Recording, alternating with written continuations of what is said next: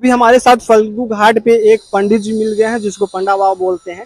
तो उनको से आपको सारा इन्फॉर्मेशन लेते हैं कि पिंडदान आप लोग करने आ रहे हैं तो आपको घर से क्या लेकर के आना है और क्या क्या चीजें वो जरूरत पड़ती है और रहने उन्ने का सारा चीजों को आपको एक्सप्लोर करते हैं, बाबा से जानने का कोशिश करते हैं। तो चलिए बाबा से अब डायरेक्ट आपको मिलाते हैं। तो बाबा सबसे पहले आपको मेरे चैनल पे बहुत बहुत स्वागत है। धन्यवाद। पिंडदानी यहाँ पे आएंगे उनको घर से क्या क्या चीजें लेकर के आना है? घर से उनका जो इच्छा है वो लेकर के आ सकते हैं।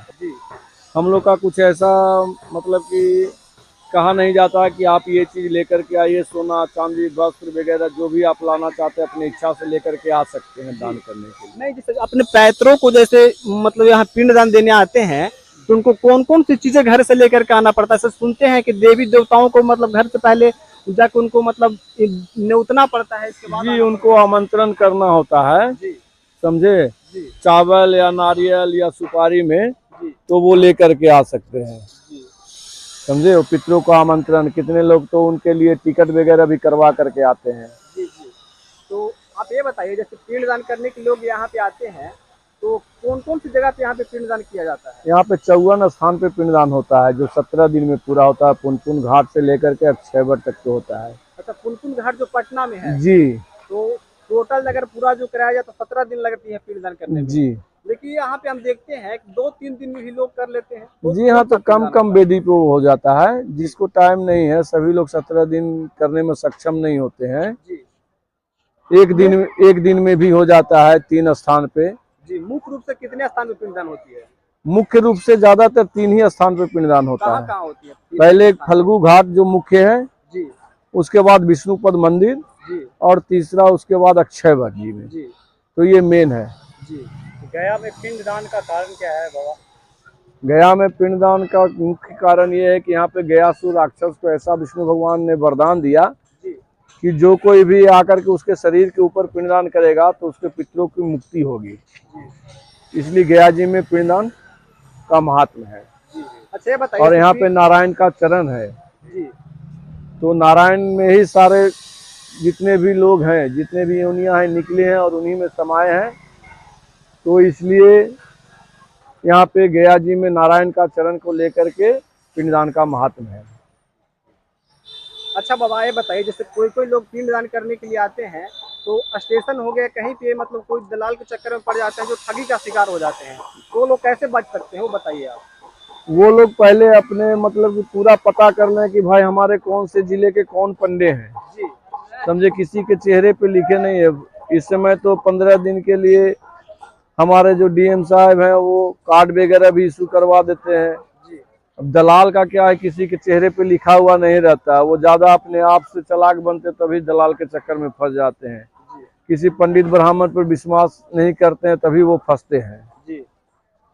अच्छा ये बताइए, जैसे पिंडदान करने के लिए जो भी यात्री आते हैं वो सुनने में आता है कि वो पंडित जी घर भी रुक सकते हैं क्या? जी हाँ, उसका भी व्यवस्था रहता क्या है। आपके पास वो व्यवस्था है? जी एकदम है। जी। आपका नाम क्या हुआ बाबा? हमारा नाम अंजनी लाल विट्ठल जी है। जी। जी तो अगर जैसे जो पिंडदान आएंगे, अगर आपको कॉन्टेक्ट नंबर हम डिस्क्रिप्शन में दे देंगे तो जी आपसे संपर्क करके आप इससे पिंडदान करवाएंगे तो आप उचित दाम पे कर देंगे पिंडदान? एकदम, ये श्रद्धा से श्राद्ध है, किसी तरह का यहाँ पे उसका शुल्क नहीं है। जी दान का कोई सीमा नहीं होता है। जी। तो ये बताइए, जैसे निर्धन लोग जो यहाँ पे आएंगे उनको कम से कम में कितना तक पिंडदान हो जाएगी? देखिए, उसका कोई रेट या कोई फिक्स उसका मूल्य नहीं है। जी वो तो जो इच्छा है उनका, हाथ में 5 अंगुली है तो पांचों एक बराबर नहीं है। जिसका बाप नहीं रहता उसका बेटी थोड़े कुंवार बैठा रहता है, जी उसके लिए हम लोग अपने तरफ से करवा करके भेज देते हैं। जी जी। अच्छा ये बाबा ये बताइए, जैसे पिंडदान करने के बाद जो पिंड वाली जो चीजें होती है पूजा अर्चना वाला, वो सबको कहाँ विसर्जित किया जाता है? पिंडदान में जो चीजें जो होती है, जी अभी तो पहले तो फल्गु नदी में सब विसर्जन होता था, जी लेकिन अभी यहाँ पे सब मना हो गया है तो हम लोग डस्टबिन में डलवाते हैं। और रह गया पिंड का बात, तो पिंड हमारे गाय गया जी में बहुत से गाय हैं, हम लोग अपने खुद गौ पालन किए हुए हैं, सब पिंड गाय खाती हैं। जी। अच्छा ये बताइए, पिंडदान करने जो यात्री यहाँ पे आते हैं वो पिंडदान करने के बाद घर जाकर के उन्हें क्या करना चाहिए? घर में वो अपने इच्छा से ब्राह्मण को भोजन करवा सकते हैं। जी। अच्छा ऐसा भी सुनने में आता है कि जाकर सत्यनारायण भगवान का पाठ घर पे कराना पड़ता है? उनका जो इच्छा वो करवा सकते हैं। जी। लेकिन ऐसा कोई जरूरी नहीं है, वो जाकर के सिर्फ ब्राह्मण को भोज भी करवा देंगे तो मतलब वो शुद्ध हो हाँ जाएंगे। जी। जी। तो कौन कौन लोगों का पिंडदान यहाँ पे होता है? जैसे कोई लोग एक्सीडेंटल भी, यहाँ पे किसी का मौत होती है, चाहे जैसे कोई लोग मतलब मृत्यु टाइम से भी होता है, तो कौन कौन लोगों का यहाँ पे मतलब यहाँ पर पिंडदान सारे लोग का होता है। जी जो एक्सीडेंटल ऑफ हो जाते हैं उनका भी, जो जनरल ऑफ हो जाते हैं वो उनका भी, 7 पीढ़ी 121 कुल का यहाँ पे पिंडदान होता है। अच्छा ये बताइए, अगर वो पिंडदान नहीं कराते हैं तो उनको क्या क्या दोष हो सकती है? उनको पितृदोष लग जाएगा जी, तो उससे क्या नुकसान होगा उनको? उनका नुकसान ऐसे तो देख नहीं सकते, अप्रत्यक्ष रूप में उनको पितृदोष लगता है। जी जैसे उनके घर में कला होता है या उनके बिजनेस में घाटा होता है, लगन वगैरह में होता है, किसी तरह को उनको वर्क मिलने में दिक्कत होता है, परेशानी होती है, ये सब पितृदोष है। अच्छा, ये वीडियो के थ्रू अगर जो पिंड यात्री आपसे मिलना चाहेंगे कैसे मिल सकते हैं, बताइए आप।